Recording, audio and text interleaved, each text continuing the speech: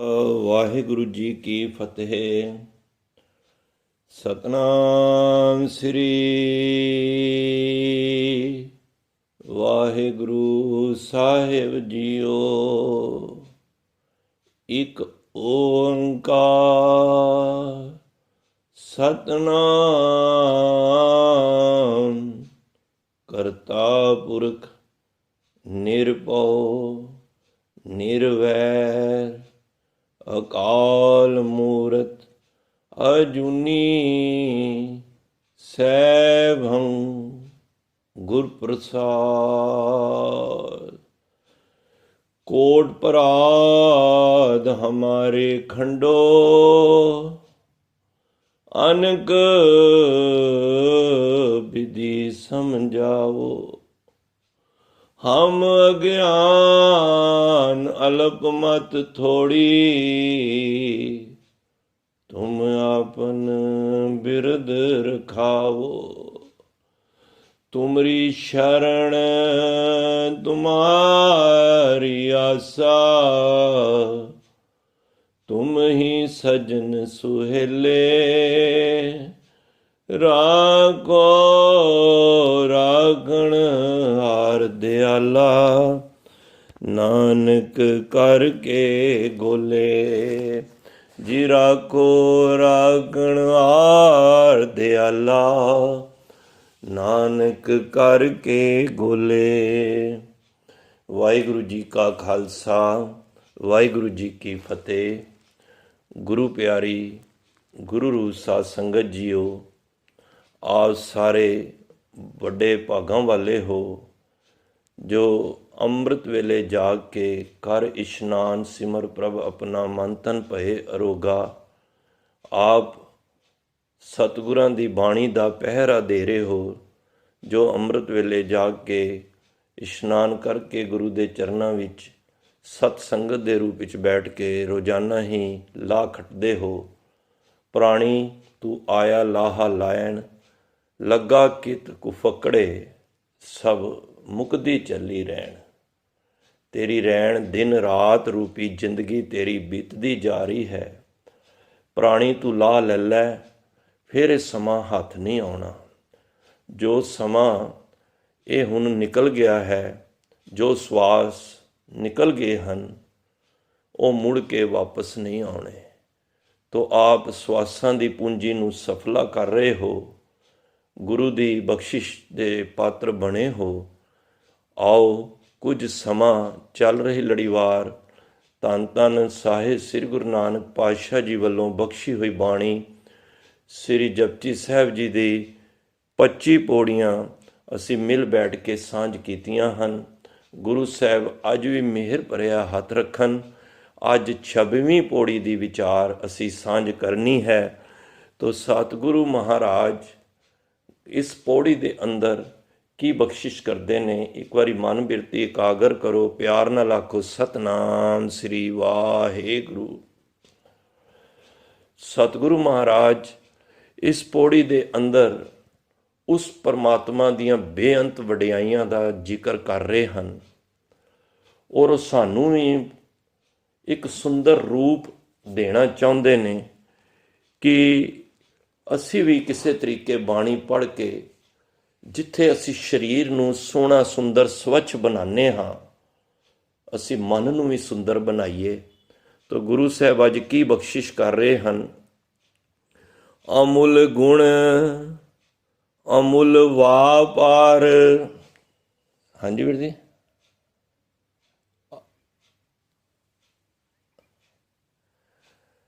ਅਮੁੱਲ ਗੁਣ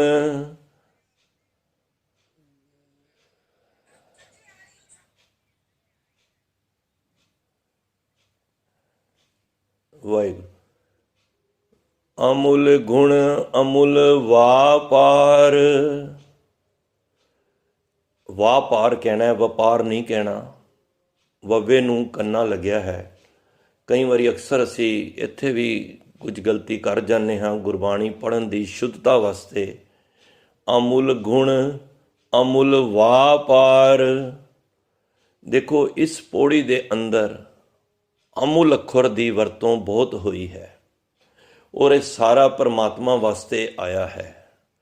ਅੱਖਰ ਹੈ ਦਰਅਸਲ ਮੁੱਲ, ਤੇ ਇਹਨੂੰ ਅਗੇਤਰ ਐੜਾ ਲਗਾ ਕੇ, ਮੁੱਲ ਤੋਂ ਭਾਵ ਕੀਮਤ ਹੁੰਦੀ ਹੈ, ਐੜਾ ਲੱਗ ਜਾਏ ਜਿਹਦੀ ਕੀਮਤ ਨਾ ਪਈ ਸਕੇ, ਉਹਨੂੰ ਅਮੁੱਲ ਕਹਿੰਦੇ ਨੇ।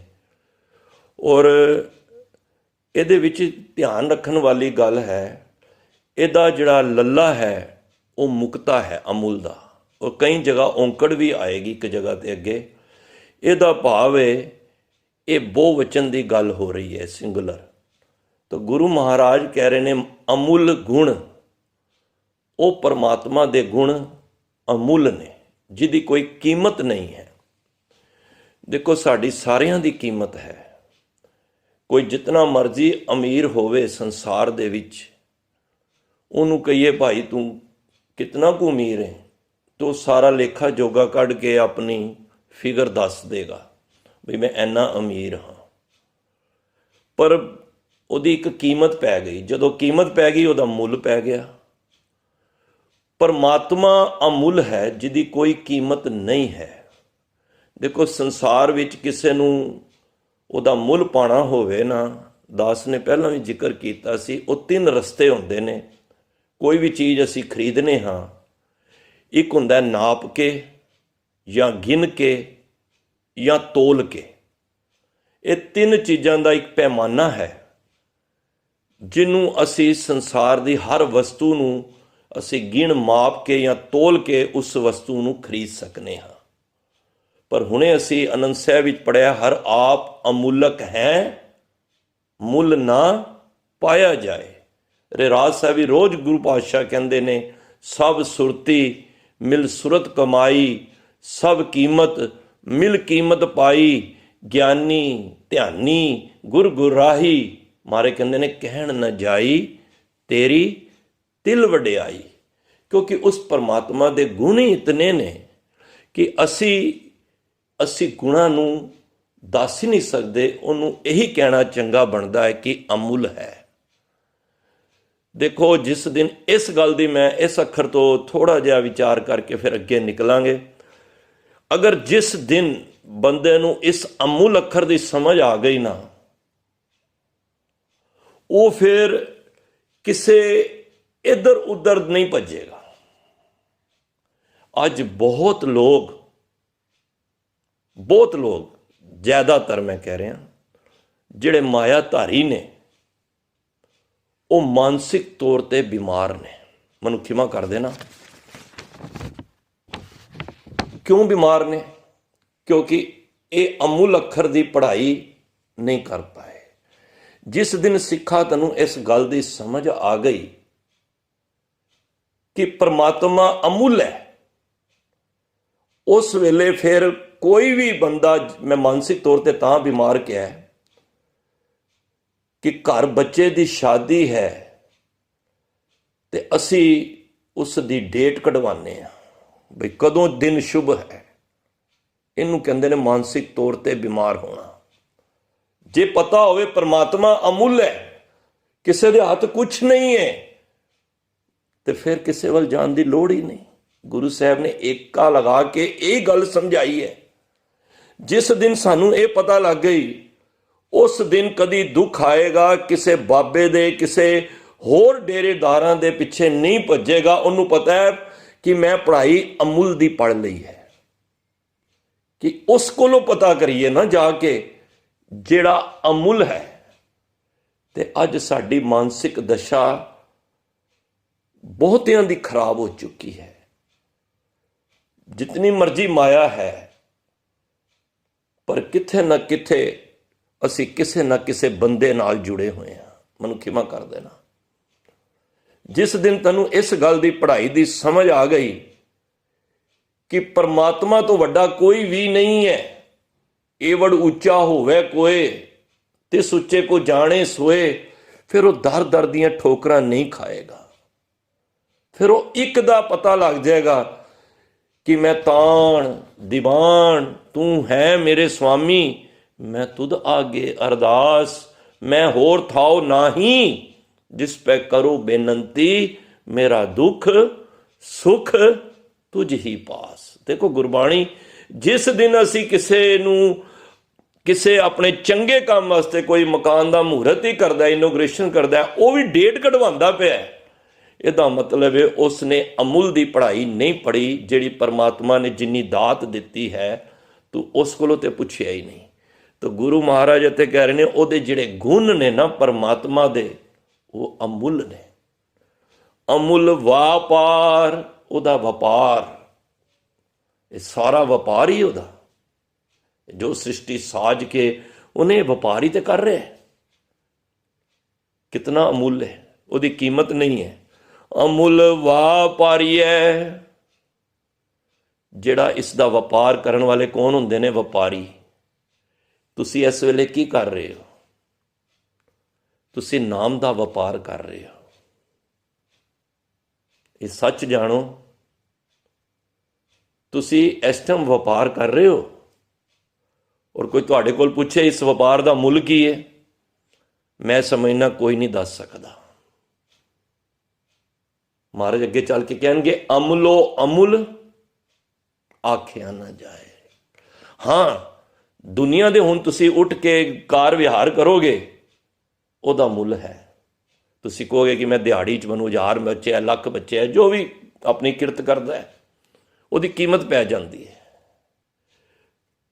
ਤਾਂ ਹੀ ਭਗਤਾਂ ਨੇ ਕਿਹਾ ਹੈ ਨਾ, ਕਿਨਹੀ ਬੰਜਿਆ ਕਾਂਸੀ, ਭਗਤ ਕਬੀਰ ਜੀ, ਕਿੰਨੀ ਬੰਜਿਆ ਕਾਂਸੀ ਤਾਂਬਾ, किन्हीं लोंग सुपारी, संतो बंजिया नाम गोबिंद का, ऐसी खेप हमारी, हर के नाम के व्यापारी, हीरा हाथ चढ़िया निर्मोलक, छूट गई संसारी।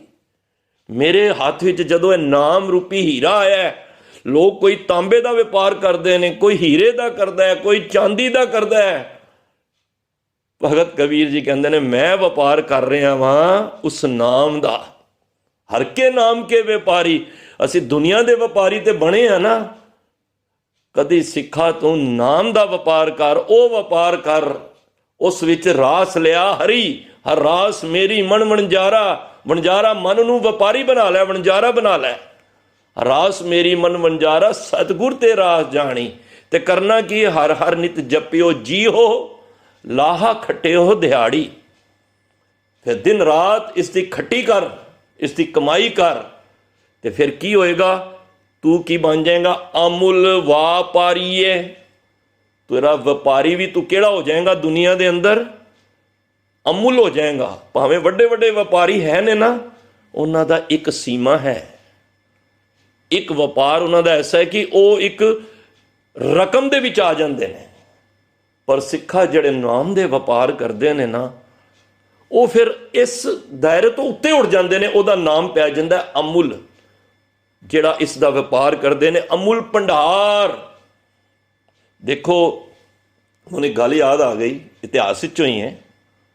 जदों महाराज ग्वालियर गए सन ना गुरु हरगोबिंद पातशाह, तो उत्थे तंबू ते महाराज विराजमान सन, सामने जहांगीर का तंबू सी।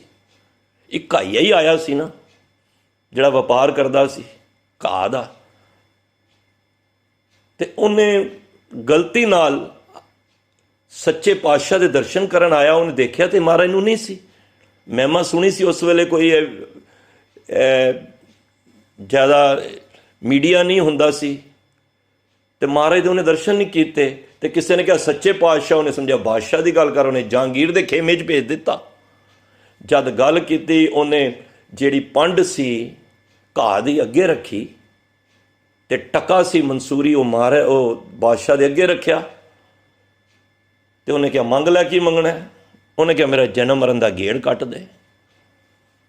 उन्हें क्या भाई यह चीज़ तो मेरे बगोल तो है नहीं, ये तू गलती नाल इधर आ गया है। सामने महाराज का हरगोबिंद पातशाह का तंबू है, उत्थे चला जा। उन्हें यह गल सुनी, अच्छा तुसी बादशाह हो, दुनिया के बादशाह हो। उन्हें उस टाइम घाह चुक ली ते टका भी चुक लिया। उस वेले बादशाह जहांगीर नूं इतना फील होया, उन्हें कहा ये टका रख जा, भावें दे बल्ले जो कुछ मर्जी लै जा, बई तू मेरी एक टका मुल नहीं पाई। जिहड़े व्यापार करन वाले हुंदे ने ना, जिन्हां नूं पता लग जांदा अमुल केड़ा वे ते मुल वाला केड़ा वे। ਦੁਨੀਆ ਦੇ ਮੁੱਲ ਤੇ ਇੱਥੇ ਹੀ ਰਹਿ ਜਾਣੇ ਨੇ। ਮੈਂ ਉਸ ਦਿਨ ਵੀ ਕਹਿ ਰਿਹਾ ਸੀ, ਜਿਤਨੇ ਧਨਾੜ ਗਏ ਨੇ ਸੰਸਾਰ ਤੋਂ, ਭਾਵੇਂ ਜਿੰਨੇ ਵੀ ਨੇ, ਜੇ ਬੰਬੇ ਵਿੱਚ ਵੀ ਉਹਨਾਂ ਦੇ ਪੈਲੇਸ ਨੇ, ਉਹਨਾਂ ਦੇ ਮਾਲ ਨੇ, ਉਹ ਨਾਲ ਲੈ ਕੇ ਗਏ ਨੇ ਮੜੀਆਂ ਵਿੱਚ, ਉਹ ਸਭ ਇੱਥੇ ਧਰੇ ਧਰਾਏ ਰਹਿ ਗਏ ਨੇ। ਪਰ ਜਿਹੜਾ ਤੁਸੀਂ ਇਹ ਵਪਾਰ ਕਰ ਰਹੇ ਹੋ ਨਾ, ਇਹ ਵਪਾਰ ਤੋੜ ਤੱਕ ਨਿਭਣ ਵਾਲਾ ਹੈ। ਉਹਨੇ ਘਾਹ ਵੀ ਚੁੱਕੀ ਤੇ ਟਕਾ ਵੀ ਚੁੱਕਿਆ ਤੇ ਕਿਹਾ, ਭਾਈ ਜੇ ਤੁਸੀਂ ਜਨਮ ਮਰਨ ਨਹੀਂ ਕੱਢ ਸਕਦੇ ਤੇ ਗੁਰੂ ਤੇ ਇੱਕ ਟਕਾ ਵੀ ਰੱਖ ਦਿਓ ਨਾ, ਤੁਹਾਡਾ ਜਨਮ ਮਰਨ ਕੱਢ ਸਕਦਾ ਹੈ। ਤਾਂ ਹੀ ਮਹਾਰਾਜ ਕਹਿੰਦੇ ਨੇ, ਅਮੁੱਲ ਵਾਪਾਰੀਏ। ਉਹ ਵਪਾਰ ਕਰਨ ਵਾਲੇ ਵੀ ਅਮੁੱਲ ਹੋ ਜਾਂਦੇ ਨੇ, ਜਿਨ੍ਹਾਂ ਨੂੰ ਸਮਝ ਆ ਜਾਂਦੀ ਹੈ ਕਿ ਮੇਰੇ ਟਕੇ ਦੀ ਵੈਲਿਊ ਵੀ ਕਿਸੇ ਦੇ ਕਿਸੇ ਦੇ ਅੱਗੇ ਨਾ ਚੁੱਕੇ। ਅਸੀਂ ਦਰ ਦੇ ਜਾ ਕੇ ਸੀਸ ਝੁਕਾ ਦਿੰਦੇ ਹਾਂ, ਕਿੱਥੇ ਕਬਰ ਆਈ, ਕਿੱਥੇ ਕੋਈ ਪਿੱਪਲ ਦਾ ਪੇੜ ਆਇਆ, ਮੈਨੂੰ ਖਿਮਾ ਕਰ ਦੇਣਾ। ਅਸੀਂ ਸੀਸ ਝੁਕਾਉਂਦਿਆਂ ਦੇਰ ਨਹੀਂ ਲਾਉਂਦੇ, ਅਸੀਂ ਸਮਝ ਨਹੀਂ ਪਾਏ। ਉਸ ਘਾਈਏ ਨੇ ਚੁੱਕੀ ਟਕਾ ਤੇ ਘਾਹ ਚੁੱਕਿਆ ਤੇ ਮਹਾਰਾਜ ਦੇ ਖੇਮੇ ਵਿੱਚ ਜਾ ਕੇ ਤੇ ਮਹਾਰਾਜ ਨੇ ਸਵੀਕਾਰ ਕੀਤੀ ਤੇ ਕਿਹਾ, ਜਨਮ ਮਰਨ ਦਾ ਗੇੜ ਮਹਾਰਾਜ ਨੇ ਕੱਟਿਆ। ਕਿਉਂ? ਕਿਉਂਕਿ ਉਹ ਵਪਾਰ ਸੱਚ ਦੇ ਵਪਾਰ ਸੀ। ਤੇ ਗੁਰੂ ਮਹਾਰਾਜ ਕਹਿੰਦੇ ਨੇ, ਅਮੁੱਲ ਭੰਡਾਰ। ਉਸ ਪਰਮਾਤਮਾ ਦੇ ਭੰਡਾਰ ਵੀ ਅਮੁੱਲ ਨੇ। ਹੁਣ ਤੁਸੀਂ ਸੋਚੋਗੇ ਭੰਡਾਰ ਕਿਹੜੇ ਨੇ ਉਹਦੇ? ਇਹ ਦਇਆ, ਧਰਮ, ਪਿਆਰ, ਇੰਨਾ ਭੰਡਾਰ ਹੈ, ਖਤਮ ਹੋਣਾ ਕਦੀ? ਹੁਣ ਤੁਸੀਂ ਪਿਆਰ ਦੁਨੀਆ 'ਚ ਵੰਡੀ ਜਾਓ, ਖਤਮ ਹੋ ਸਕਦਾ ਕੁਛ ਦੇ ਭੰਡਾਰ? ਮਾਇਆ ਹੋਏਗੀ, ਤੁਸੀਂ ਵੰਡਣ ਹੀ ਚਲਾ ਦਿਓ, ਇੱਕ ਦਿਨ ਮੁੱਕ ਜਾਣੀ ਜੇ। ਕਹਿੰਦੇ ਨੇ ਖਾਂਦਿਆਂ ਖੂਹ ਵੀ ਖਾਲੀ ਹੋ ਜਾਂਦੇ ਨੇ। ਕਿਸੇ ਨੇ ਅੱਜ ਤੱਕ ਪਿਆਰ ਇਤਨੇ ਸਮੇਂ ਤੋਂ ਲੋਕ ਵੰਡਦੇ ਆ ਰਹੇ ਨੇ, ਤੁਸੀਂ ਵੰਡਦੇ ਜਾਓ, ਪਿਆਰ ਖਤਮ ਹੋ ਜਾਏਗਾ। ਧੀਰਜ ਵੰਡਦੇ ਜਾਓ, ਦਇਆ ਵੰਡਦੇ ਜਾਓ। ਅੱਜ ਤੱਕ ਗੁਰੂ ਨਾਨਕ ਪਾਤਸ਼ਾਹ ਨੇ ਦਇਆ ਸੰਸਾਰ ਵਿੱਚ ਵੰਡੀ ਹੈ, ਕੋਈ ਖਤਮ ਹੋਈ ਹੈ? ਅੱਜ ਤੱਕ ਸਿੱਖ ਵੰਡ ਰਹੇ ਨੇ, ਖਤਮ ਹੋਈ ਹੈ? ਕਿਉਂਕਿ ਖਾਵੇਂ ਖਰਚੇ ਰਲ ਮਿਲ ਭਾਈ, ਤੋਟ ਨਾ ਆਵੇ ਵੱਧਦੋ ਜਾਈ। ਉਹਦੇ ਭੰਡਾਰ ਹੀ ਐਸੇ ਨੇ, ਸਿਫਤੀ ਭਰੇ ਤੇਰੇ ਭੰਡਾਰਾ। ਉਹਦੇ ਭੰਡਾਰ ਸਿਫਤਾਂ ਦੇ ਭਰੇ ਪਏ ਨੇ। ਪਰ ਅਸੀਂ ਕਿਹੜੇ ਭੰਡਾਰ ਚੁੱਕ ਲਏ? ਅਸੀਂ ਈਰਖਾ ਦਾ ਭੰਡਾਰ ਚੁੱਕ ਲਿਆ, ਅਸੀਂ ਨਿੰਦਾ ਦਾ ਭੰਡਾਰ ਚੁੱਕ ਲਿਆ, ਅਸੀਂ ਕ੍ਰੋਧ ਦਾ ਭੰਡਾਰ, ਬਈ ਹਟ ਜਾਓ, ਕ੍ਰੋਧ ਮੈਂ ਹੀ ਕਰਨਾ, ਹੋਰ ਕਿਸੇ ਨੇ ਨਹੀਂ ਕਰਨਾ। ਅਰੇ ਭਾਈ, ਕਿਸੇ ਵਾਸਤੇ ਤੇ ਰਹਿਣ ਦੇ। ਸਾਰੇ ਪਰਿਵਾਰ ਦਾ ਕ੍ਰੋਧ ਤੂੰ ਹੀ ਲੈ ਕੇ ਚੁੱਕਣਾ। ਜੇ ਚੁੱਕਦਾ ਤੇ ਪ੍ਰੇਮ ਦਾ ਇੱਕ ਭੰਡਾਰ ਚੁੱਕਦਾ, ਜਿਹਨੇ ਮੁੱਕਣਾ ਹੀ ਨਹੀਂ ਸੀ। ਕ੍ਰੋਧ ਨੇ ਤੇ ਤੇਰੇ ਸਰੀਰ ਨੂੰ ਵੀ ਗਾਲ ਦੇਣਾ ਸੀ। ਕਾਮ ਕ੍ਰੋਧ ਕਾਇਆ ਕੋ ਗਾਲੇ। ਤੁਸੀਂ ਦੱਸੋ, ਪ੍ਰੇਮ ਵੰਡੋਗੇ, ਤੁਹਾਡਾ ਪ੍ਰੇਮ ਮੁੱਕ ਜਾਏਗਾ? ਇਹ ਤੇ ਵੱਧ ਦੇਗਾ। ਤੁਸੀਂ ਕਹੋ ਹੋਰ ਕਰਨਾ ਹੈ। ਜਦੋਂ ਖਲਕਤ ਵਿੱਚੋਂ ਰੱਬ ਲੱਭੋਗੇ ਨਾ, ਕਿਸੇ ਨੇ ਰੱਬ ਮੰਨ ਲਿਆ ਬਈ ਇਹ ਮੂਰਤੀ ਵਿੱਚ ਹੈ, ਕਿਸੇ ਨੇ ਰੱਬ ਮੰਨ ਲਿਆ ਕਿ ਦੱਖਣ ਵਾਲੇ, ਕਿਸੇ ਨੇ ਪੱਛਮ ਵੱਲ ਮੰਗ ਲਿਆ। ਉਹ ਰੱਬ ਕੋਈ ਇੱਕ ਜਗ੍ਹਾ ਤੇ ਥੋੜੀ ਹੈ। ਭਗਤ ਜੀ ਨੇ ਤਾਂ ਇੱਥੇ ਕਹਿੰਦਾ, ਈਬੇ ਬੂਠਲ ਬੀਠਲ ਉਬੇ ਬੀਠਲ, ਬੀਠਲ ਬਿਨ ਸੰਸਾਰ ਨਹੀਂ। ਭਾਈ ਕੋਈ ਜਗ੍ਹਾ ਐਸੀ ਨਹੀਂ ਹੈ ਜਿੱਥੇ ਬਿਠੁਲ ਨਾ ਹੋਵੇ, ਮੇਰਾ ਪਰਮਾਤਮਾ ਨਾ ਹੋਵੇ। ਉਹ ਹਰ ਜਗ੍ਹਾ ਵੇ। ਉਹਨੂੰ ਅਸੀਂ ਚਾਰ ਦੀਵਾਰੀ ਵਿੱਚ ਕੈਦ ਨਾ ਕਰ ਦਈਏ, ਉਹ ਅਮੁੱਲ ਹੈ।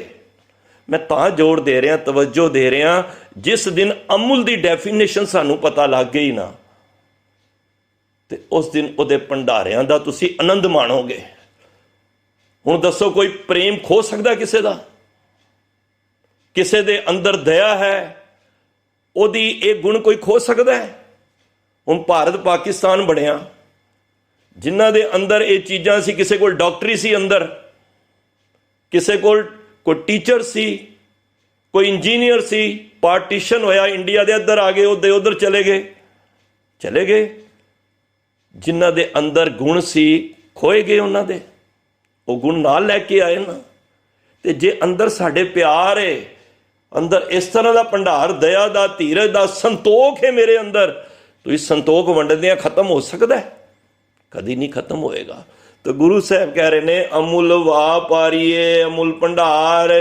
ਉਹਦੇ ਭੰਡਾਰ ਵੀ ਅਮੁੱਲ ਨੇ। ਅਮੁੱਲ ਆਵੇਂ ਅਮੁੱਲ ਲੈ ਜਾਹੇ। ਜਿਹੜੇ ਇਸ ਤਰ੍ਹਾਂ ਦੇ ਬੰਦੇ ਆਉਂਦੇ ਨੇ, ਜਿਹੜੇ ਤੁਸੀਂ ਆਏ ਹੋ, ਇਹ ਕੀ ਹੈ? ਇਹ ਵਪਾਰ ਅਮੁੱਲ ਉਸ ਗੁਣਾਂ ਨੂੰ ਲੈਣ ਵਾਸਤੇ ਆਏ ਹੋ ਇਸ ਜਗਤ ਦੇ ਅੰਦਰ ਜਿਹਦਾ ਮੁੱਲ ਨਹੀਂ ਹੈ। ਅਮੁੱਲ ਹੀ ਇੱਥੋਂ ਦੀ ਇਹ ਵਸਤੂ ਹੀ ਲੈ ਕੇ, ਸੋਹਣੀ ਵਸਤੂ ਲੈ ਕੇ ਇੱਥੋਂ ਜਾਂਦੇ ਨੇ। ਤੇ ਗੁਰੂ ਮਹਾਰਾਜ ਕਹਿੰਦੇ ਨੇ ਅਮੁੱਲ ਭਾਏ ਅਮੁੱਲਾ ਸਮਾਹੇ। ਅਮੁੱਲ ਦੇ ਵਿੱਚ ਫਿਰ ਉਹਦੇ ਨਾਲ ਉਸ ਭਾਏ ਭਾਵ ਕਿ ਉਸ ਪਰਮਾਤਮਾ ਦੇ ਨਾਲ ਪ੍ਰੇਮ ਵਿੱਚ ਰਹਿੰਦੇ ਨੇ। ਜਿਹੜੀ ਮੈਂ ਹੁਣੇ ਪ੍ਰੇਮ ਦੀ ਗੱਲ ਕੀਤੀ ਹੈ ਨਾ, ਉਹਦਾ ਵੀ ਮੁੱਲ ਨਹੀਂ ਜੇ। ਅਮੁੱਲਾ ਸਮਾਹੇ, ਫਿਰ ਅਮੁੱਲ ਜਿਹੜੇ ਉਹਦੇ ਭੰਡਾਰ ਨੇ ਪ੍ਰੇਮ ਦੇ, ਫਿਰ ਉਹਦੇ ਵਿੱਚ ਸਮਾ ਜਾਂਦੇ ਨੇ। ਦੇਖੋ ਜਦ ਤੱਕ ਤੇ ਪਾਣੀ ਦੀ ਬਾਲਟੀ ਕੋਲ ਪਈਏ, ਅਸੀਂ ਉਹਨੂੰ ਪਾਣੀ ਦੀ ਬਾਲਟੀ ਕਵਾਂਗੇ। ਅਸੀਂ ਉਸੇ ਬਾਲਟੀ ਨੂੰ ਦਰਿਆ ਦੇ ਵਿੱਚ ਸੁੱਟ ਦਈਏ, ਕੀ ਕਵਾਂਗੇ? ਅਸੀਂ ਉਹ ਕਵਾਂਗੇ ਉਹ ਪਾਣੀ ਦੀ ਬਾਲਟੀ ਲਿਆ? ਨਹੀਂ, ਉਹ ਫਿਰ ਦਰਿਆ ਬਣ ਜਾਏਗੀ, ਸਮਾ ਜਾਏਗੀ। ਜਿਉਂ ਜਲ ਮੇ ਆਏ ਖਟਾਨਾ त्यों ज्योति संग जोत समाना। सूरज किरण मिले जल का जल हुआ राम। वो ज्योति जोत रली संपूर्ण थिया राम। वो तो ज्यों जल दे विच जल मिल जाता है, फिर ਉਹਦੀ ਆਪਣੀ ਹੋਂਦ ਨਹੀਂ ਰਹਿੰਦੀ, ਫਿਰ ਉਹ ਜਲ ਇੱਕ ਸਮੁੰਦਰ ਦਾ, ਇੱਕ ਦਰਿਆ ਦਾ, ਇੱਕ ਨਦੀ ਦਾ ਰੂਪ ਬਣ ਜਾਂਦੀ ਹੈ। ਤਾਂ ਸਤਿਗੁਰ ਕਹਿੰਦੇ ਨੇ ਉਹਦੇ ਗੁਣਾਂ ਦੇ ਵਿੱਚ ਜਿਹੜਾ ਸਮਾ ਜਾਂਦਾ ਹੈ ਉਹ ਫਿਰ ਅਮੁੱਲ ਹੋ ਜਾਂਦਾ ਹੈ। ਅਮੁੱਲ ਧਰਮ ਅਮੁੱਲ ਦੀ ਬਾਣ। ਦੇਖੋ ਹੁਣ ਇਸ ਅਮੁੱਲ ਦੇ ਲੱਲੇ ਥੱਲੇ ਔਂਕੜ ਹੈ। ਇਹ ਇੱਕ ਵਚਨ ਪੁਲਿੰਗ ਦੀ ਗੱਲ ਹੋ ਰਹੀ ਹੈ। ਉਹ ਧਰਮ, ਉਹਦਾ ਜਿਹੜਾ ਧਰਮ ਹੈ ਨਾ, ਉਹ ਵੀ ਅਮੁੱਲ ਹੈ। ਧਰਮ ਕੀ ਹੈ? ਮਰਿਆਦਾ। ਤੇ ਮਰਿਆਦਾ ਜਿਹੜੀ ਤੁਸੀਂ ਨਿਭਾ ਰਹੇ ਹੋ, ਇਹ ਆਪਣੇ ਧਰਮ ਦੀ ਕਮਾਈ ਕਰ ਰਹੇ ਹੋ। ਸਾਨੂੰ ਪਤਾ ਲੱਗ ਗਿਆ। ਇੱਥੇ ਹੁੰਦੇ ਮੈਂ 2 ਮਿੰਟ ਤਵੱਜੋ ਦਾਂਗਾ। ਅਮੁੱਲ ਧਰਮ, ਧਰਮ ਦੇ ਵੈਸੇ ਵਿਦਵਾਨਾਂ ਨੇ ਬੜੇ ਹੀ ਅਰਥ ਕੀਤੇ ਨੇ, ਅੱਗੇ ਚੱਲ ਕੇ ਵੀ ਆਏਗਾ। ਧਰਮ ਖੰਡ ਕਾ ਇਹੋ ਧਰਮ, ਪਹਿਲਾ ਖੰਡ ਵੀ ਪਹਿਲਾਂ ਮਾਰੇ ਨੇ ਧਰਮ ਹੀ ਕਿਹਾ ਹੈ। ਧਰਮ ਤੋਂ ਭਾਵ ਇਹ ਵੇ ਡਿਊਟੀ ਵੀ ਹੈ, ਫਰਜ਼ ਵੀ ਹੈ, ਨਿਯਮ ਵੀ ਹੈ, ਕਾਨੂੰਨ ਵੀ ਹੈ ਤੇ ਮਰਿਆਦਾ ਵੀ ਹੈ। ਜਦੋਂ ਬੰਦਾ ਇਸ ਮੂਡ ਵਿੱਚ ਰਹਿੰਦਾ ਹੈ, ਜੋ ਸਿਸਟਮ ਨਾਲ ਚੱਲਦਾ ਹੈ। ਦੇਖੋ ਸੂਰਜ ਇਹ ਮਰਿਆਦਾ ਵਿੱਚ ਚੱਲ ਰਿਹਾ। ਇੰਨੀ ਉਮਰ ਤੁਹਾਡੀ ਹੋ ਗਈ, ਮੇਰੀ ਹੋ ਗਈ ਹੈ, ਕਦੀ ਇਹ ਸੁਣਿਆ ਜਾਂ ਵੇਖਿਆ ਕਿ ਅੱਜ ਸੂਰਜ ਦਾ ਦਿਲ ਨਹੀਂ ਸੀ ਉਹ ਨਿਕਲਿਆ ਹੀ ਨਹੀਂ? ਨਿਕਲਦਾ ਆਪਣੇ ਸਮੇਂ ਸਾਰ। ਹਵਾ ਨੂੰ ਕਦੀ ਕਹਿਣਾ ਪੈਂਦਾ ਵੀ ਹਵਾ ਆਵੇ, 5 ਮਿੰਟ ਹਵਾ ਬੰਦ ਹੋ ਜਾਏ, ਕੋਈ ਰਹੇਗਾ? ਸਭ ਮਰਿਆਦਾ ਵਿੱਚ ਨੇ। ਪੈ ਵਿੱਚ ਪਣ ਵੇ ਸਦਵਾਓ, ਪੈ ਵਿੱਚ ਚੱਲੇ ਲੱਖ ਦਰਵਾਓ, ਪੈ ਵਿੱਚ ਅਗਨ ਕੱਢੇ ਵਿਕਾਰ, ਪੈ ਵੀ ਧਰਤੀ ਦੱਬੀ ਪਾਰ। ਮਾਰੇ ਕਹਿੰਦੇ ਨੇ ਸਾਰਾ ਪੈ ਵੀ ਸੂਰਜ, ਪੈ ਵੀ ਚੰਦ, ਕੋ ਕਰੋੜੀ ਚਲਤ ਨਾਨ, ਸਭ ਪੈ ਵਿੱਚ ਨੇ। ਜਿਹੜਾ ਡਿਸਪਲਿਨ ਵਿੱਚ ਹੁੰਦਾ ਨਾ, ਧਿਆਨ ਦੇਣਾ, ਉਹ ਪਰਮਾਤਮਾ ਦੀ ਖੁਸ਼ੀ ਪਾਉਂਦਾ ਹੈ। ਮੈਂ ਕਈ ਬਾਹਰ ਕੰਟਰੀਆਂ ਵਿੱਚ ਗਿਆ, 8-10 ਕੰਟਰੀਆਂ ਮਾਰੇ ਨੇ ਭੇਜਿਆ। ਮੈਂ ਡਿਸਪਲਿਨ ਵੇਖ ਕੇ ਮੈਂ ਕਹਿੰਦਾ ਇਹ ਮਰਿਆਦਾ ਹੈ।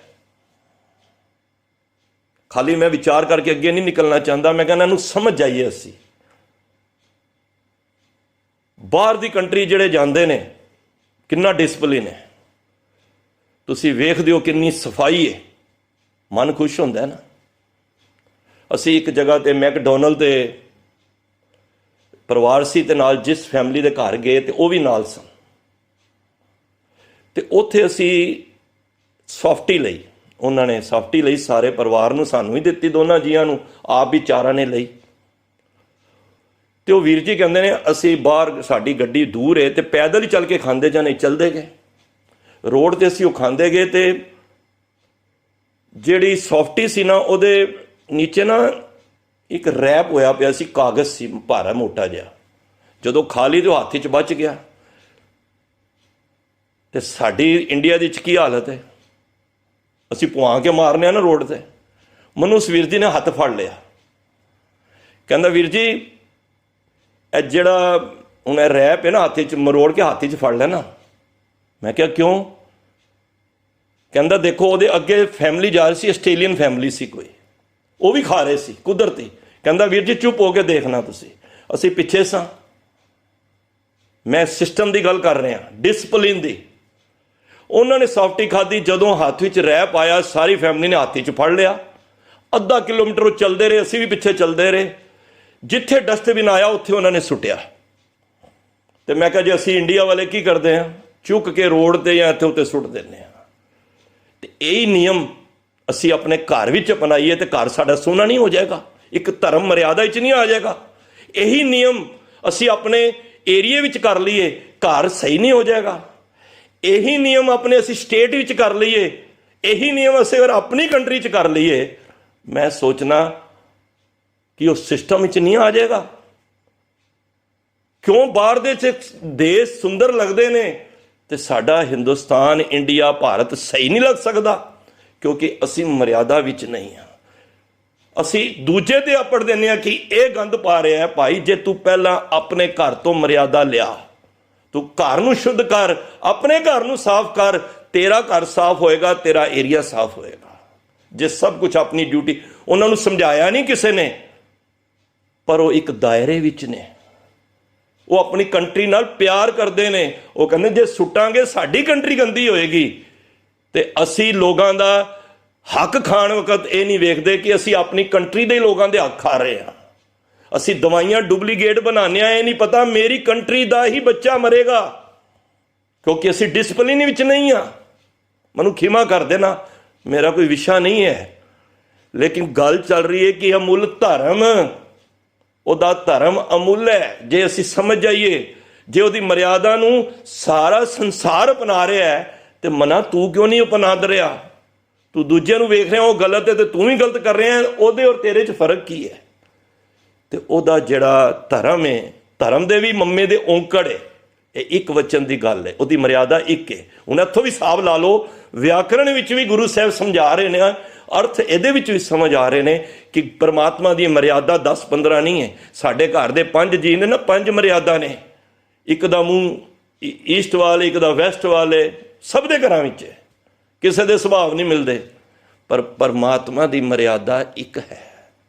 ਅਮੁੱਲ ਧਰਮ ਅਮੁੱਲ ਦੀਵਾਨ। ਦੀਵਾਨ ਹੁੰਦੀ ਕਚਹਿਰੀ, ਉਹਦੀ ਕਚਹਿਰੀ ਵੀ ਅਮੁੱਲ ਹੈ। ਉਹਦਾ ਕੀਤਾ ਫਰਮਾਨ, ਉੱਥੇ ਨਾ ਰਿਸ਼ਵਤ ਚੱਲਣੀ ਜੇ ਤੇ ਨਾ ਸਿਫਾਰਿਸ਼ ਚੱਲਣੀ ਜੇ। ਉੱਥੇ ਤੇ ਸੱਚ ਦੀ ਗੱਲ ਹੋਣੀ ਹੈ, ਉੱਥੇ ਸੱਚੇ ਹੀ ਸੱਚ ਨਿਬੜੈ, ਚੁਨ ਵਕ ਕੱਢੇ ਜਜ ਮਾਲਿਆ। ਅਮੁੱਲ ਤੁਲ ਅਮੁੱਲ ਪ੍ਰਵਾਨ। ਤੁਲ ਤਕੜੀ, ਤਰਾਜੂ, ਉਹਦਾ ਜਿਹੜੀ ਤਰਾਜੂ ਹੈ ਨਾ, ਅਮੁੱਲ ਹੈ। ਉਹ ਕਿਸੇ ਦੀ ਪਾਰਸ਼ਿਟੀ ਨਹੀਂ ਕਰਦਾ। ਉਹ ਜਿਹੜਾ ਤਰਾਜੂ ਵਿੱਚ ਜਿਸ ਹਿਸਾਬ ਦਾ ਕਰਮ ਪਾਉਂਦਾ ਹੈ, ਉਸ ਹਿਸਾਬ ਦਾ ਉਹ ਫਲ ਪਾਉਂਦਾ ਹੈ। ਅਮੁੱਲ ਨਿਸ਼ਾਨ, ਅਮੁੱਲ ਤੁਲ ਅਮੁੱਲ ਪ੍ਰਵਾਨ। ਉਹਦੇ ਜਿਹੜਾ ਪ੍ਰਵਾਨ ਵੱਟਾ ਹੈ ਨਾ, ਉਹ ਵੀ ਅਮੁੱਲ ਹੈ। ਉਹਦੇ ਵਿੱਚ ਵੀ ਕੋਈ ਹੇਰਾ ਫੇਰੀ ਨਹੀਂ ਹੈ। ਅਮੁੱਲ ਤੁਲ ਅਮੁੱਲ ਪ੍ਰਵਾਨ, ਅਮੁੱਲ ਬਖਸ਼ੀਸ਼ ਅਮੁੱਲ ਨਿਸ਼ਾਨ। ਉਹਦੀਆਂ ਬਖਸ਼ਿਸ਼ਾਂ ਅਮੁੱਲ ਨੇ, ਉਹਦੀਆਂ ਨਿਸ਼ਾਨੀਆਂ, ਬਖਸ਼ਿਸ਼ਾਂ ਦੀਆਂ ਨਿਸ਼ਾਨੀਆਂ। ਘਰ ਆਪਣੇ ਬੱਚੇ ਨੂੰ ਦੇਖੋ ਤੇ ਨਿਸ਼ਾਨੀ ਕੀ ਹੁੰਦੀ ਹੈ, ਯਾਦ ਆ ਜਾਂਦਾ ਹੈ, ਇਹ ਪਰਮਾਤਮਾ ਵੱਲੋਂ ਨਿਸ਼ਾਨ ਮੈਨੂੰ ਬਖਸ਼ਿਸ਼ ਮਿਲੀ ਹੈ। ਹੋਰ ਸੌਖਾ ਲੈ ਲਈਏ, ਕਿੱਥੇ ਗੁਰਦੁਆਰੇ ਜਾ ਰਹੇ ਹਾਂ, ਦੂਰੋਂ ਨਿਸ਼ਾਨ ਸਾਹਿਬ ਦੇਖਦੇ ਹਾਂ, ਕੀ ਪਤਾ ਲੱਗਦਾ ਹੈ? ਉਹ ਨਿਸ਼ਾਨ ਕੀ ਦੱਸਦਾ ਹੈ? ਕਿ ਇੱਥੇ ਗੁਰੂ ਦਾ, ਮੇਰੇ ਗੁਰੂ ਦਾ ਘਰ ਹੈ। ਬੱਚੇ ਨੂੰ ਵੇਖ ਕੇ ਪਰਮਾਤਮਾ ਦੀ ਉਹ ਬਖਸ਼ਿਸ਼ ਯਾਦ ਆ ਜਾਏ ਤੇ ਸਮਝ ਲਓ ਤੁਸੀਂ ਪਰਮਾਤਮਾ ਦੀ ਸ਼ੁਕਰਾਨਾ ਕਰ ਰਹੇ ਹੋ। ਜੇ ਬੱਚੇ ਨੂੰ ਵੇਖ ਕੇ ਬੱਚੇ ਨਾਲ ਹੀ ਮੋਹ ਜਾਗ ਪਿਆ, ਪਰਮਾਤਮਾ ਨੂੰ ਵਿਛਾੜ ਦਿੱਤਾ, ਜਿਸ ਦੇਵੇ ਤਿਸੇ ਨਾ ਜਾਣਾ, ਮੂੜਾ ਦਿੱਤੇ ਨੂੰ ਲਪਟਾਏ। ਜਿਹੜੀਆਂ ਦਾਤਾਂ ਦਿੱਤੀਆਂ ਉਹਨਾਂ ਨਾਲ ਲਿਪੜ ਗਿਆ, ਉਹਦੀ ਨਿਸ਼ਾਨੀਆਂ ਨੂੰ ਭੁੱਲ ਗਿਆ। ਤੇ ਇਹ ਪੰਕਤੀ ਵਿੱਚ ਫਿਰ ਤੂੰ ਨਹੀਂ ਆਏਗਾ ਸਿੱਖਾ ਅਮੁੱਲ ਨਿਸ਼ਾਨ। ਉਹਦੀਆਂ ਨਿਸ਼ਾਨੀਆਂ ਨੂੰ ਵੇਖ ਕੇ ਹੀ ਜੁੜ ਜਾ। ਅਮੁੱਲ ਕਰਮ ਅਮੁੱਲ ਫਰਮਾਨ, ਇਹਦੇ ਸਭ ਦੇ ਥੱਲੇ ਔਂਕੜ ਆ ਰਹੀ ਹੈ। ਦੇਖੋ ਉਹਦੀ ਜਿਹੜੀ ਬਖਸ਼ਿਸ਼ ਹੈ, ਉਸ ਤੋਂ ਇਲਾਵਾ ਕੋਈ ਨਹੀਂ ਦੇ ਸਕਦਾ। ਉਹਦਾ ਫਰਮਾਨ, ਉਹਦਾ ਅਟਲ ਫਰਮਾਨ ਹੈ। ਜੇ ਉਹਨੇ ਕੋਈ ਆਰਡਰ ਕਰ ਦਿੱਤਾ ਹੈ ਨਾ, ਇਹ ਕੰਮ ਹੋਣਾ ਹੈ, ਉਹ ਹੋਣਾ ਹੀ ਹੈ। ਅਸੀਂ ਲੱਖ ਯਤਨ ਕਰ ਲਈਏ ਪਰ ਉਹ ਕੰਮ ਨੂੰ ਕੋਈ ਟਾਲ ਨਹੀਂ ਸਕਦਾ। ਜੇ ਮੇਰੀ ਮੌਤ ਆਈਏ, ਉਹਦਾ ਹੁਕਮ ਆ ਗਿਆ ਪਰਮਾਤਮਾ ਵੱਲੋਂ, ਤੇ ਫਿਰ ਕੋਈ ਦੁਨੀਆ ਦਾ ਬੰਦਾ, ਕੋਈ ਜੋਸ਼ੀ, ਕੋਈ ਸਿਆਣਾ, ਕੋਈ ਵੱਡਾ ਡਾਕਟਰ ਵੀ ਮੈਨੂੰ ਨਹੀਂ ਬਚਾ ਸਕਦਾ। ਕਿਉਂ? ਕਿਉਂਕਿ ਉਸ ਪਰਮਾਤਮਾ ਦਾ ਮੈਨੂੰ ਹੁਕਮ ਹੋ ਗਿਆ ਹੈ। ਅਮੁੱਲ ਫਰਮਾਨ ਅਮਲੋ, ਮਹਾਰਾਜ ਨੇ ਫੈਸਲਾ ਹੀ ਦੇ ਦਿੱਤਾ। ਫਿਰ ਮਹਾਰਾਜ ਕਹਿੰਦੇ ਨੇ ਅਮਲੋ ਅਮੁੱਲ ਆਖਿਆ ਨਾ ਜਾਏ। ਉਹ ਪਰਮਾਤਮਾ ਅਮੋਲਕ ਹੈ, ਉਹਦੇ ਅੰਦਾਜ਼ੇ ਲਗਾਣੇ ਸਭ ਕੁਝ ਮਹਾਰਾਜ ਕਹਿੰਦੇ ਨੇ ਉਹ ਅੰਦਾਜ਼ੇ ਵੀ ਨਹੀਂ ਤੁਸੀਂ ਲਗਾ ਸਕਦੇ। ਇਸ ਕਰਕੇ ਸਾਨੂੰ ਅਮੁੱਲ ਕਹਿਣਾ ਹੀ ਠੀਕ ਹੈ। ਆਖ ਆਖ ਰਹੇ ਲਿਵਲਾਏ। ਕਈ ਧਿਆਨ ਜੋੜ ਜੋੜ ਕੇ ਬਸ ਇਸੀ ਤਵੱਜੋ ਤੇ ਲੱਗੇ ਹੋਏ ਨੇ ਕਿ ਉਹ ਪਰਮਾਤਮਾ ਦਾ ਮੁੱਲ ਪਾ ਲਈਏ। ਪਰ ਮਹਾਰਾਜ ਕਹਿੰਦੇ ਨੇ ਉਹ ਅਕਾਲ ਪੁਰਖ ਦਾ ਅੰਦਾਜ਼ਾ ਲਾਉਂਦੇ ਲਾਉਂਦੇ ਹੀ ਚਲੇ ਜਾਂਦੇ ਨੇ। ਉਹ ਪਰਮਾਤਮਾ ਦਾ ਅੰਦਾਜ਼ਾ ਨਹੀਂ ਲਾ ਸਕਦੇ। ਦਰਅਸਲ ਸਾਡਾ ਵਿਸ਼ਾ ਵੀ ਨਹੀਂ ਹੈ। ਅਸੀਂ ਪਰਮਾਤਮਾ ਦਾ ਮੁੱਲ ਕੀ ਪਾਉਣਾ ਹੈ? ਅਸੀਂ ਤੇ ਘਰ ਦੇ ਚਾਰ ਦੀਵਾਰੀ ਦਾ ਮੁੱਲ ਨਹੀਂ ਪਾ ਸਕਦੇ। ਪਰਮਾਤਮਾ ਦਾ ਮੁੱਲ ਤੇ ਬਹੁਤ ਦੂਰ ਦੀ ਗੱਲ ਹੈ। ਮਹਾਰਾਜ ਕਹਿੰਦੇ ਨੇ ਕਈ ਆਪਣੇ ਜੀਵਨ ਨੂੰ ਇਸੇ ਹੀ ਤਵੱਜੋ ਵਿੱਚ ਲਾਈ ਰੱਖਦੇ ਨੇ, ਜਿਹਦੇ ਕਰਕੇ ਉਹ ਫਿਰ ਐਵੇਂ ਟੁਰ ਜਾਂਦੇ ਨੇ। ਆਖੈਂ, ਹੁਣ ਮਹਾਰਾਜ ਕੋਲੋਂ ਪੁੱਛਿਆ ਫਿਰ ਕੌਣ ਕੌਣ ਇਹ ਕਹਿੰਦੇ ਨੇ? ਮਹਾਰਾਜ ਕਹਿੰਦੇ ਨੇ ਆਖੈਂ ਵੇਦ ਪਾਠ ਪੁਰਾਣ। ਇਹ ਜਿਹੜੇ ਅੰਦਾਜ਼ੇ ਲਗਾਉਂਦੇ ਨੇ ਨਾ, ਉਹਨਾਂ ਵਿੱਚ ਵੇਦਾਂ ਵਿੱਚ ਵੇਦ ਦੇ ਵੀ ਥੱਲੇ ਔਂਕੜ ਨਹੀਂ ਹੈ। ਇਹਦਾ ਮਤਲਬ ਹੈ ਵੇਦ ਬੜੇ ਨੇ, ਵੇਦ ਵੀ ਬੜੇ ਹੋਣਗੇ, ਕਿਉਂਕਿ ਪਲੂਰਲ ਆ ਗਿਆ। ਪਾਠ ਪੁਰਾਣ, ਪੁਰਾਣ ਦੇ ਅੰਦਰ, ਵੇਦਾਂ ਦੇ ਅੰਦਰ ਦਾ ਅੰਦਾਜ਼ਾ ਲਾਉਂਦੇ ਪਏ ਨੇ। ਇਹ ਸਭ ਪਰਮਾਤਮਾ ਦੇ ਅੰਦਾਜ਼ੇ ਲਾ ਰਹੇ ਨੇ। ਆਖੈਂ ਪੜ੍ਹੇ ਕਰਹਿ ਵਖਿਆਨ। ਕਈ ਇਸ ਨੂੰ ਪੜ੍ਹ ਪੜ੍ਹ ਕੇ ਉਹਦੇ ਵਖਿਆਨ ਕਰੀ ਜਾ ਰਹੇ ਨੇ। ਕਿਤਨੇ ਹੀ ਕਰ ਚੁੱਕੇ ਨੇ। ਮਹਾਰਾਜ ਕਹਿੰਦੇ ਨੇ ਆਖੇ ਬਰਮੇ, ਆਖੇ ਇੰਦ। ਇੰਦ ਵੀ ਦੱਦਾ ਮੁਕਤਾ ਹੈ। ਇਹਦਾ ਭਾਵ ਕਿ ਇੱਕ ਇੰਦਰ ਨਹੀਂ ਹੋਇਆ, ਕਰੋੜਾਂ ਹੀ ਇੰਦਰ ਹੋਏ ਨੇ, ਇੱਕ ਬ੍ਰਹਮਾ ਨਹੀਂ ਹੈ। ਤੁਸੀਂ ਕਿਸ ਬ੍ਰਹਮਾ ਦੀ ਗੱਲ ਕਰ ਰਹੇ ਹੋ? ਕੋਈ ਬ੍ਰਹਮਾ ਦੀ ਪੂਜਾ ਕਰਦਾ, ਕੋਈ ਇੰਦਰ ਦੀ ਕਰਦਾ ਨਾ। ਤੇ ਮਹਾਰਾਜ ਕਹਿੰਦੇ ਨੇ ਕਿਹੜਾ ਇੰਦਰ ਤੇ ਕਿਹੜਾ ਬ੍ਰਹਮਾ?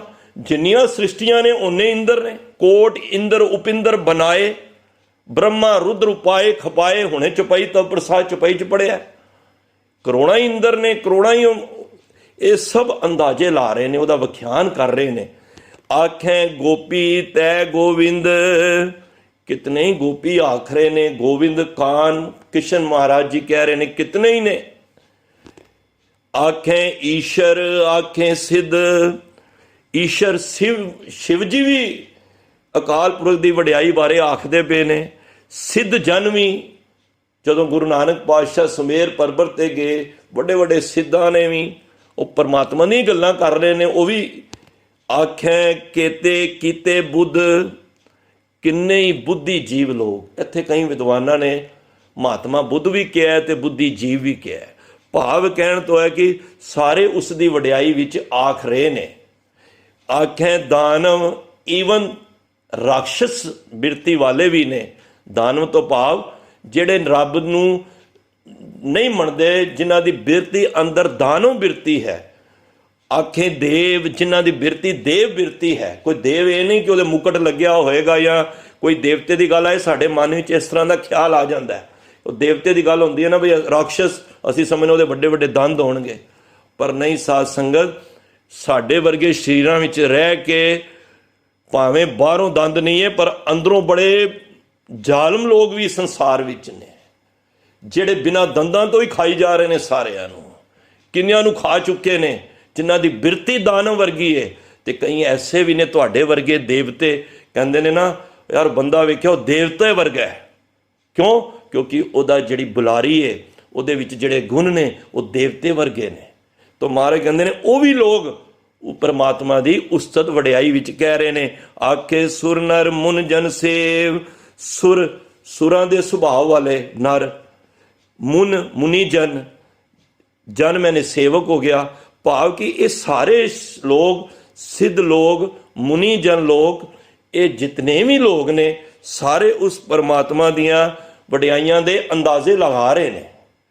ਕੇਤੇ ਆਖੇ ਆਖਣ ਪਾਏ। ਕਿਤਨੇ ਜੀਵ ਅੰਦਾਜ਼ਾ ਲਾ ਰਹੇ ਨੇ, ਕਿਤਨੇ ਹੀ ਲਾਉਂਦੇ ਪਏ ਨੇ।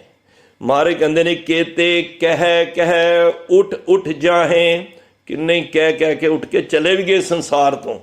महाराज कहना की चाहते ने, एते कीते होर करे, कहते जिन्ने कह के चले गए ने ना इन्ने होर भी कह देना परमात्मा बारे। तो महाराज कहते ता आख ना सकें केई के, उस परमात्मा बारे कोई कुछ नहीं कह सकता। फिर भी इतने बंदे कह के चले गए ने, और जिन्ने होर भी पैदा हो गए परमात्मा वालों वो भी परमात्मा दी अंदाजा लगान ना, तां भी उस अमुल देखो मैं कहना सानू किसे अगे झुकन की लोड़ ही नहीं है, सानू किसे सत्कार करना है। गुरु साहब ने यह नहीं कहा कि किसी ने बड़े माड़ा कहना है। जे मारे धर्म की गल करते हैं किसी ने माड़ा कह के नहीं कर रहे, वो तो शीशा दिखा रहे हैं। भाई ये दुनिया के लोग ਜਿਹੜੇ दुकाना चला रहे ने ना, इन्हों के हथ पल्ले कुछ नहीं है। जे अमुल नूं असीं समझ आवांगे ना, फिर असीं परमात्मा अगे ही, फिर वो नहीं डरेगा कि अज वीरवार कपड़े नहीं धो ले तो मेरा पता नहीं की हो जाएगा, शनिवार लोया खरीद लिया तो की हो जाएगा, जे आगे गुरुद्वारे जा रहे हैं बिल्ली आ गई तो असीं रुक जाने। अरे जा ते तू गुरु दे द्वारे रहे हैं, तू एक बिल्ली, तेरी गुरु की बख्शिश तो वड्डी हो गई है। सगन अब सगन तिसको लगे जिस चीत ना आवे, तू एक बिल्ली को डर गया, तन्नू पता ही नहीं थी कि परमात्मा अमूल्य।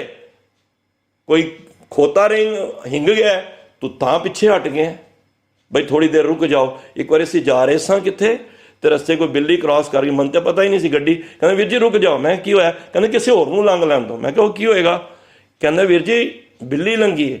तो मैं क्या की हो गया बिल्ली लंघी है तो मैं क्या गुरु साहब की जे तुसी बाणी वाहिगुरु सिमरन कर रहे हो ना, ये बिल्लियां ये घोड़े खोते ये गुरु साहब साडा कोई भी कुछ नहीं बिगाड़ सकता। जे गुर मेरे संग सदा है नाले, सिमर सिमर तिस सदा संभाले।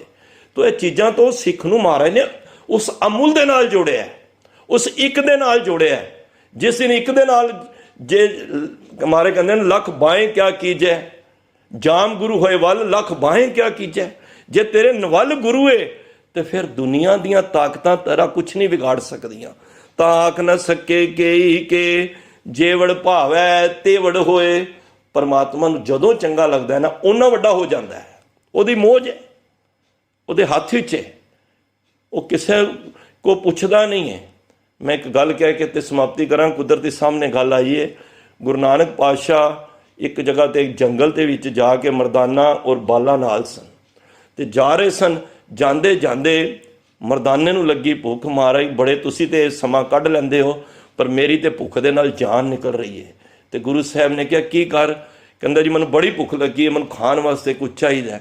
महाराज कहंदे ते जंगल है चला जा अगे कित्थे लभ लै। वो ज्यों ज्यों जंगल च अगे जांदा है तो उत्ते कोई फल मिलता है, खा लैंदा है। जदों खा रहा हुंदा है तो सामने एक बड़ा वड्डा दानव दैत, बड़ी वड्डी देह उहदी, वो कई बंदियां नूं अंदर लैके खा जांदा सी, राक्षस बिरती सी उहदी।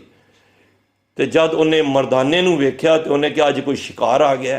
दरअसल महाराज कुछ कोतक सी। ते जद उन्हें वेख्या तो उन्हें मरदाने नूं फड़ के बिना दंद चबाए अंदर लै गया। हुण मरदाना अंदर कहंदा कि शुक्र है मैनूं इहने दंदां विच नहीं चबाया, नहीं तो मेरा तो इहने कचूंबड़ बना देना सी। अंदर गया अरदासां कर रहा है, हे गुरु नानक सच्चे पिता मैनूं कित्थे फसा दिता है, ये मेरा पूरा ही अंदर लंघा गया। जद बेनतियां कीतियां ते गुरु नानक पातशाह बाला जी कहते चलो लगता है मरदाने नूं कोई दुविधा विच है। महाराज जानते सन।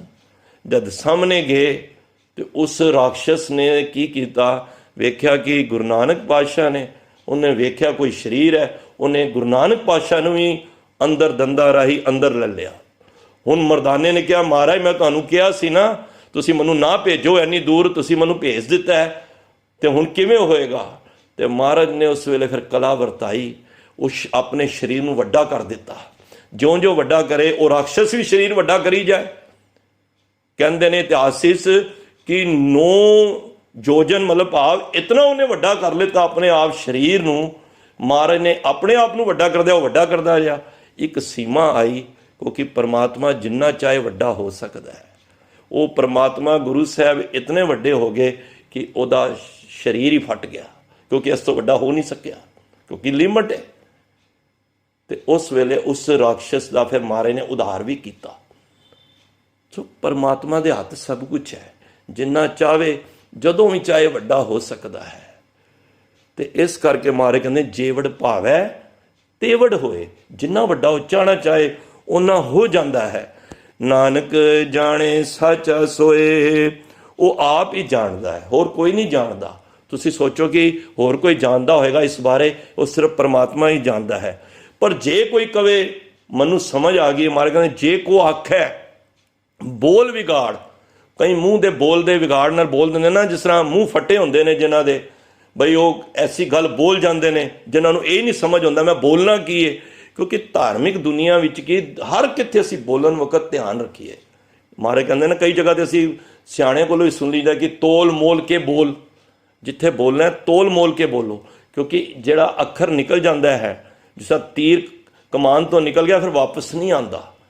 ਇਹ ਦੋ ਮਹਾਭਾਰਤ ਦਾ ਕਾਰਨ ਕੀ ਸੀ? ਇਹੀ ਕਾਰਨ ਸੀ ਕਿ ਉਹਦੇ ਮੂੰਹ ਤੋਂ ਜਿਹੜੀ ਅੰਨਿਆਂ ਦੇ ਘਰ ਅੰਨੇ ਪੈਦਾ ਹੁੰਦੇ ਨੇ, ਤੇ ਉਹ ਬੋਲ ਹੀ ਸਨ ਜਿਨੇ ਲੱਖਾਂ ਬੰਦੇ ਮਾਰ ਗਏ। ਤੇ ਮਹਾਰਾਜ ਕਹਿੰਦੇ ਨੇ ਕਈ ਐਸੇ ਬੋਲ ਵਿਗਾੜ ਵਾਲੇ ਵੀ ਨੇ, ਬੜ ਬੋਲੇ ਵੀ ਨੇ, ਜਿਹੜੇ ਕਹਿੰਦੇ ਨੇ ਕਿ ਜੇ ਕੋ ਆਖੇ ਉਸ ਪਰਮਾਤਮਾ ਦੇ ਬਾਰੇ ਦੱਸਦੇ ਨੇ, ਕਹਿੰਦੇ ਨੇ ਤਾਂ ਮਹਾਰਾਜ ਕਹਿੰਦੇ ਨੇ ਉਹਨਾਂ ਦੇ ਪ੍ਰਤੀ ਮਹਾਰਾਜ ਕਹਿੰਦੇ ਨੇ ਤਾਂ ਲਿਖੀਏ ਸਿਰ ਗਾਵਾਰਾ ਗਾਵਾਰ, ਉਹ ਫਿਰ ਸਮਝੋ ਗਵਾਰਾਂ ਦੇ ਵੀ ਗਵਾਰ ਨੇ, ਮੂਰਖ ਨੇ, ਉਹ ਮੂਰਖ ਗਿਣੇ ਜਾਣਗੇ ਜਿਹੜੇ ਪਰਮਾਤਮਾ ਬਾਰੇ ਲਿਖਦੇ ਨੇ ਕਿ ਇੰਨਾ ਵੱਡਾ ਹੈ। ਆਓ ਮੈਂ ਤੁਹਾਨੂੰ ਦਿਖਾਵਾਂ। ਉਹ ਮਹਾਰਾਜ ਕਹਿੰਦੇ ਨਾ, ਮਤਲਬ ਕਿ ਉਹ ਇੱਕ ਜਗ੍ਹਾ ਤੇ ਕਹਿੰਦੇ ਨੇ ਕੰਨਾ ਮੰਨਾ ਤੁਰ ਤੂੰ ਮੇਰਾ ਚੇਲਾ ਤੇ ਮੈਂ ਤੇਰਾ ਗੁਰ। ਇਸ ਤਰ੍ਹਾਂ ਦੀਆਂ ਵੀ ਕਈ ਕਹਾਵਤਾਂ ਚਲਦੀਆਂ ਨੇ ਨਾ। ਆਓ ਮੈਂ ਤੁਹਾਨੂੰ ਰੱਬ ਦਿਖਾਨਾ, ਆਓ ਮੈਂ ਤੁਹਾਨੂੰ ਇਹ ਚੀਜ਼ ਦਿਖਾਨਾ, ਰੱਬ ਇੱਥੇ ਵੇ।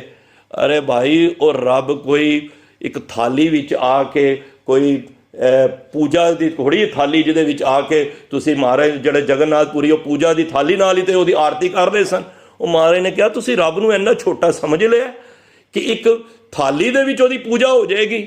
ਉਹ ਤੇ ਗगन में थार रव चंद दीपक बने तार का मंडल जनक मोती धूप मना लो पवन चवरो करे सगल बन राय फूलन ज्योति। कैसी आरती होए भवखंडा तेरी आरती। और रब कोई छोटी जी चीज़ थोड़ा है जिहड़ी तुसीं उहनूं बंद विच बना ली, किसी ने बंद कमरे विच, किसी ने मूर्ति विचों रब बना लिया।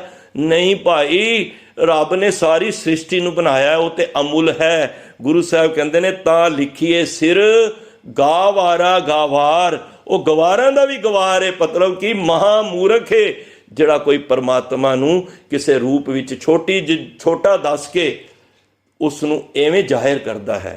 ਤਾਂ ਮਹਾਰਾਜ ਨੇ ਇਸ ਪੌੜੀ ਦੇ ਅੰਦਰ ਸਾਨੂੰ ਇਹ ਸਮਝਾਉਣਾ ਚਾਹਿਆ ਕਿ ਭਾਈ ਪਰਮਾਤਮਾ ਅਮੁੱਲ ਹੈ, ਉਹਨੂੰ ਅਮੁੱਲੀ ਰਹਿਣ ਦਿਓ। ਆਪਣੀ ਮੂਰਖਤਾਈ ਨੂੰ, ਆਪਣੀ ਸਿਆਣਪਾਂ ਨੂੰ ਅੱਗੇ ਨਾ ਲਿਆਓ।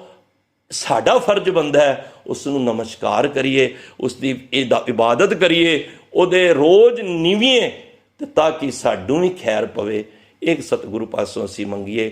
ਬੇਅੰਤ ਭੁੱਲਾਂ ਗਲਤੀਆਂ ਹੋਈਆਂ ਨੇ, ਦਾਸ ਦੀਆਂ ਨੇ, ਬਚਨ ਗੁਰੂ ਦਾ ਜਾਣ ਕੇ ਹਿਰਦੇ ਵਿੱਚ ਵਸਾਓ ਤਾਂ ਕਿ ਕਥਾ ਕਰਨ ਦੀ ਜਾਚ ਆ ਜਾਏ। ਇਤਨੀ ਕੁ ਸੇਵਾ ਪ੍ਰਵਾਨ ਕਰਨੀ। ਫਤਿਹ ਦੀ ਸਾਂਝ ਕਰੋ। ਵਾਹਿਗੁਰੂ ਜੀ ਕਾ ਖਾਲਸਾ।